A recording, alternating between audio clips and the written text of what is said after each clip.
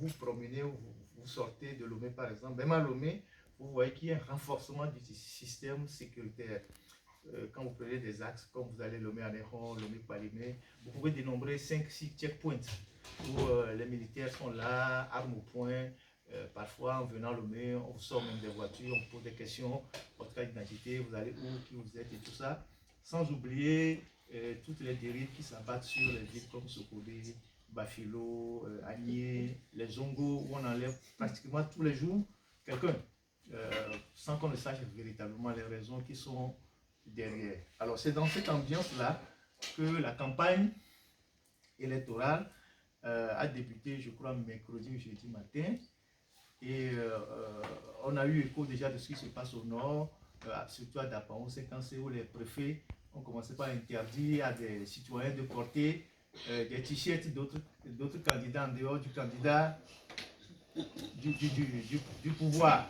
Hier, je crois, dans l'Oti Sud, ils ont dû interdire ou déplacer le meeting de l'ANC dans une brousse parce que Fogna Simbe devait faire un meeting dans la localité. Et donc, voilà les tracasseries qui sont en cours, en pleine campagne, qui devaient normalement, tout le monde devait bénéficier du même traitement, mais les préfets, vous savez que chez nous, dans le dispositif administratif, les préfets, nous les appelons souvent à Lomé les petits Mussolini, c'est-à-dire que ils terrorisent les gens à la base comme on terrorise les gens au sommet, c'est-à-dire que c'est eux qui sont dans une espèce de décentralisation de la terreur, c'est eux qui terrorisent les gens à la base, quoi. Vous voyez, et donc, on a au moins un tiers des préfets qui sont des militaires, ce qui, selon la loi, n'est pas normal.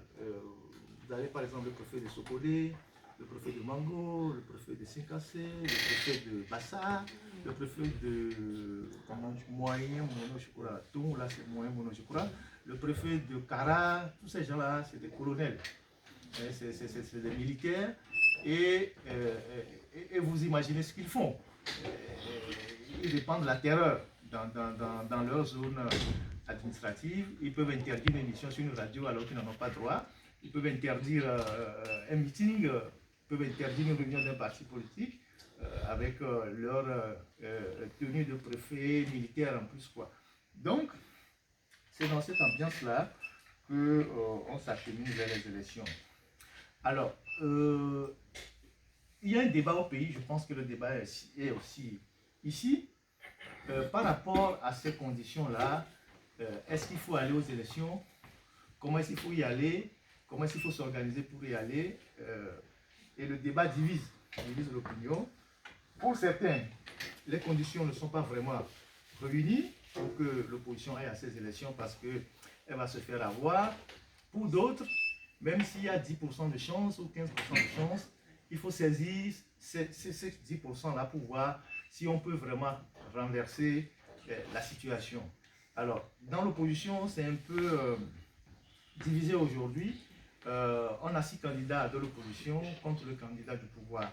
L'idéal aurait été que parmi les 6 candidats de l'opposition, certains puissent au moins se retirer pour créer une dynamique unitaire qui pourrait peut-être servir à mobiliser la population. Bon, il y a l'initiative de Monseigneur Kodjo qui est diversement appréciée, aussi bien à l'intérieur du pays que dans la diaspora.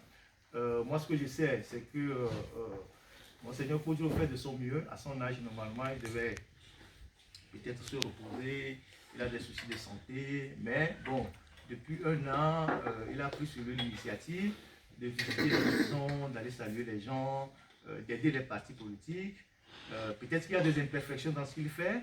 Peut-être que sa démarche qui aboutit au choix des candidats n'a pas plu à tout le monde. Mais il faut déjà saluer le fait que quelqu'un de son âge décide d'être toujours engagé dans la lutte, malgré le fait que il y a des risques, il y a des menaces, il aurait dû se reposer. Donc à côté, il y a d'autres candidats. Et jusqu'à l'ouverture de la campagne, certains pensaient que l'opposition devait aller à une grande réunion où certains candidats auraient pu se retirer et donner les chances à d'autres de compétir. Bon, ça n'a pas été le cas. Le Togo est ce qu'il est. Et donc, C'est dans ces conditions-là que les élections se préparent et auront lieu le 22 février prochain. Alors, est-ce qu'il y aura le miracle ou est-ce qu'on restera dans le statu quo? On ne saurait véritablement le dire, à moins qu'on soit des devins, même si les conditions d'organisation, le verrouillage du système électoral, le déploiement de l'appareil sécuritaire ne plaident pas vraiment pour les candidats de l'opposition. Maintenant, sur les questions économiques, vous savez très bien que le Togo est dans une situation un peu difficile. Aujourd'hui, nous avons plein de nos entreprises ou de nos sociétés qui sont totalement privatisées dans les mains des étrangers. Après une série de gestions catastrophiques, ces sociétés ont connu de la faillite ou sont en passe d'être déclarées en faillite.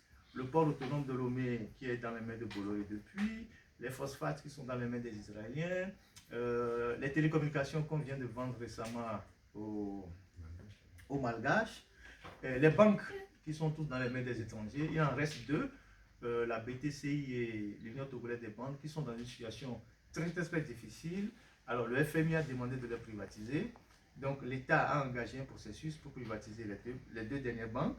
Donc d'ici peut-être 6 mois, le Togo n'aura plus de banques. C'est-à-dire que, en son nom, il n'y aura plus de banques que le Togo contrôle, quoi.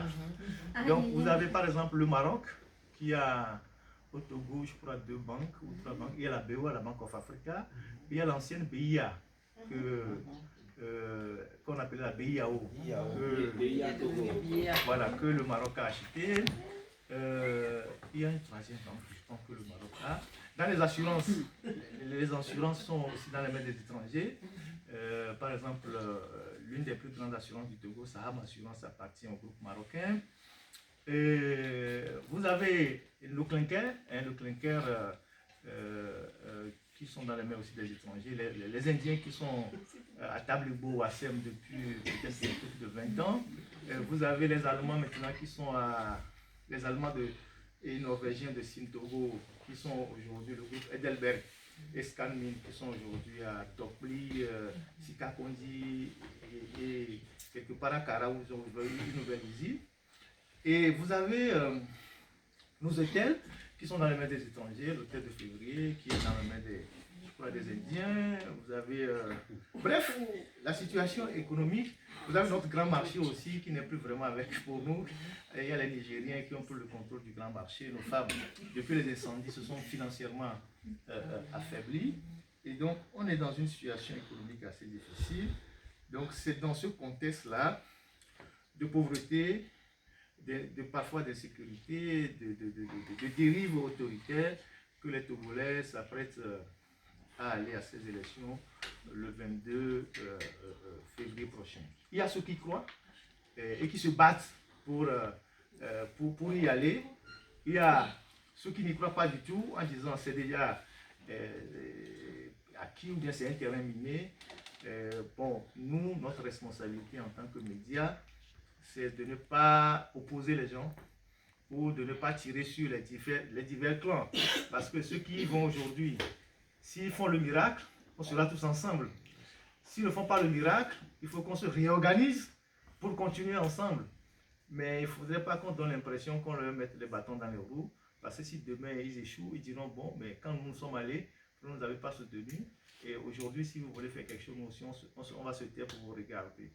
Donc, nous essayons autant que se peut d'encourager les gens parce que quand la situation politique au Togo devient parfois difficile, c'est les médias qui continuent d'entretenir la flamme, qui continuent de donner l'espoir aux gens. Souvent les politiciens l'oublient, mais quand il y a des périodes où les politiciens font des bêtises et que la tension et que le pouvoir reprend le dessus, c'est les médias à travers les émissions, à travers un certain nombre de dossiers qui remontent le moral à la population. Donc voilà, de façon ramassée, je le fais comme les journalistes le font souvent, la situation au pays.